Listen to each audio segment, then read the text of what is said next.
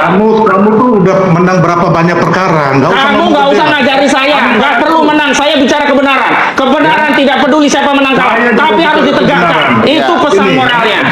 Kalau kebenaran dimenangkan dengan intervensi kekuasaan tidak bernilai, dan rakyat semuanya akan melihatnya. Pelapornya itu tidak pernah mengadukan ada provokasi. Pelapornya saudara Jokowi. Ada Oke. Anda nggak perlu merasa hebat mengajarkan Pak Jokowi ya. Saya juga tidak merasa hebat terhadap saudara. Jadi pikir kita nggak perlulah dalam hal ini tidak mencerdaskan bangsa kita mengenai proses yang ada. Silakan abang dan teman-teman lakukan gugatan gitu loh. Ya pastinya kalau itu nggak usah diajari lah. Kami sudah siapkan banyak strategi. Tapi ajari saudara Jokowi jujur saja dan nggak melanggar undang-undang saja. Undang-undang itu nggak dilanggar kalau ada orang melaporkan. Siapa yang melaporkan? Siapa yang dilaporkan? Terbuka saja. Jokowi, siapa yang kau laporkan? Abraham Samad misalnya, Roy Suryo misalnya, Kurniati Darani, nggak ada masalah juga. Tapi jangan membangun narasi seolah-olah tidak tahu, buang badan kepada proses penyelidikan. Begitu selesai penyelidikan muncul 12 nama. Seolah-olah nanti kalau ada tindakan yang zalim kepada 12 nama, bukan tanggung jawab saudara Jokowi Dodo sebagai pelapor, nanti dibuang badan kepada relawan-relawannya. Nah, akhirnya adu domba dengan relawan begitu.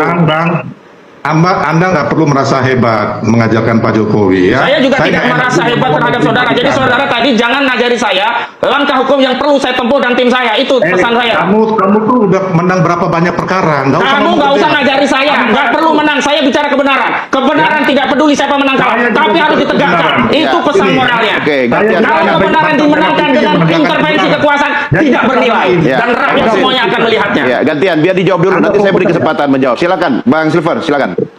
Setelah dikatakan gitu masih ngelak. Sekarang Bareskrim bandingkan Justru itu Pak, sebenarnya kan kami mengajukan proses gelar perkara khusus agar terbuka apa yang disampaikan Bareskrim. Gelar perkara tidak pernah dilakukan. Bagaimana kami bisa meyakini produk itu benar apa yang Tapi kata Pak Marianto tadi barusan nggak ada keharusan. Saya tidak menganggap penting karena beliau bukan perwakilan Bareskrim. Gelar perkara yang melaporkan. Beliau katanya kan kita jangan bohong. Yang Saya yang kedua kali beliau berbohong di depan saya. Satu dulu. Silakan Pak Ahmad. Beliau katakan ada pasal provokasi. Saya sudah katakan di sebuah media, Pak Arianto jangan ulangi itu bohong. Tidak ada pasal provokasi di Polda Metro Jaya. Ini tadi barusan saya dengar lagi, ulang lagi pasal provokasi. Yang namanya pasal 310 KUHP, 311 KUHP, 27A, Undang-Undang ITE, 32, 35. Nggak ada pasal provokasi. Anda dengerin dulu ya. Oke, lanjut Yang Pak. dilaporkan sana itu. Pelapornya itu tidak pernah mengadukan ada provokasi. Pelapornya saudara Jokowi. Diam, tenang dulu di sini. Kita harus memberikan. Sebentar, tenang dulu. Kita harus memberikan contoh yang baik kepada masyarakat Indonesia. Jutaan mata melihat kita. Sebentar, sabar Pak. Sabar Pak. Kami akan kembali saat lagi.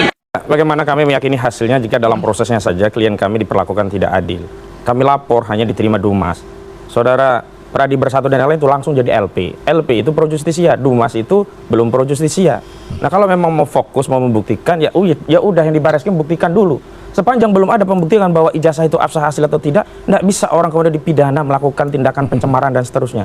Dan harus konsisten juga dong. Kalau memang pencemaran itu lex spesialis, nggak usah pakai pasal penghasutan, pasal sara, pasal kebohongan, pasal 32, 35. Ini kan intensinya ketahuan. Intensinya mau menjarain orang. Pertanyaannya, apakah kemudian kalau orang-orang ini dipenjara, orang ini rakyat lalu yakin, terbukti Bambang Trimulyono sudah dipenjara, dan ternyata orang masih tanya ijazah Jokowi, terbukti dalam proses itu SD, SMP, SMA ijazah saudara Jokowi Dodo sudah diminta lewat hakim, sudah diminta lewat jaksa, nggak muncul juga tuh barang. Kenapa kemudian dipersoalkan lagi? Karena barang ini misterius, lalu timbul praduga publik, jangan-jangan ini produk UPP semua, Universitas Pasar Pramuka.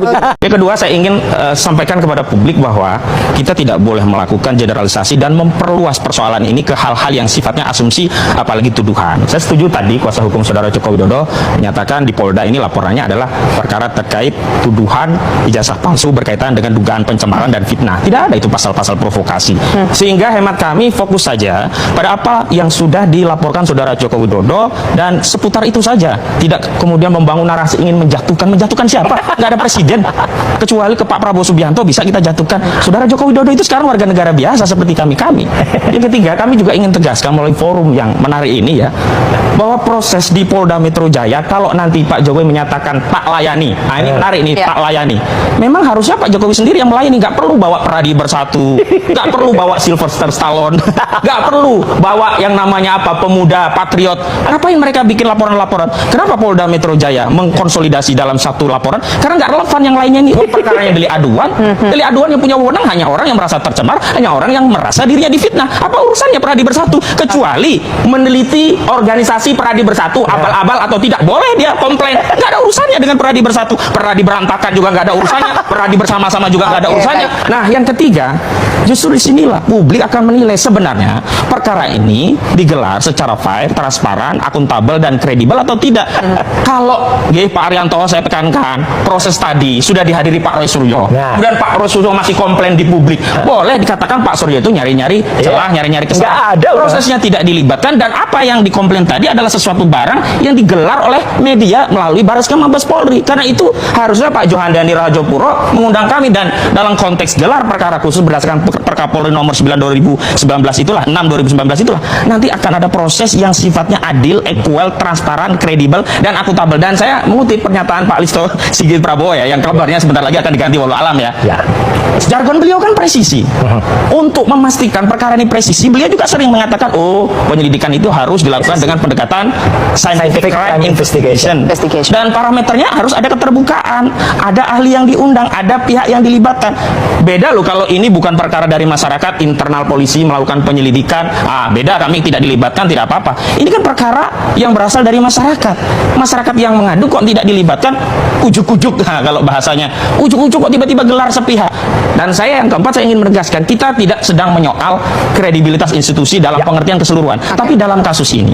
Dan ada presiden kasus Joshua Huta Barat yang tadinya dianggap tembak-menembak sesama polisi, ternyata pembunuhan berencana. Oke, kita Ternyata fokus dulu. pembunuhan berencana oleh Yang polisinya kita fokus polisi. dulu soal ijazah Pak Saya Jokowi. akan kaitkan dengan kasus ijazah ini. Apakah tidak boleh kita bertanya, apakah proses-proses itu sudah benar, dan kita kemudian ingin dilibatkan agar ada kepastian bagi kami untuk menyampaikan kepada publik, masyarakat, benar itu karena kami sudah dilibatkan. Saya juga sudah melihat ijazah Pak Jokowi yang dibandingkan itu benar. Saya juga sudah melihat pembandingnya itu juga ada. Saya juga sudah melihat, oh, prosesnya itu transparan, ada proses dokumentasi dari A sampai Z, dari istilahnya ya, latar belakangnya, teori, landasan teorinya, ini sistematikanya bagaimana, sampai pada keluar konferensi pers itu. Nah, ini kami tidak pernah dilibatkan. Bagaimana? Kami diminta untuk terikat pada hasil yang prosesnya kami tidak dilibatkan.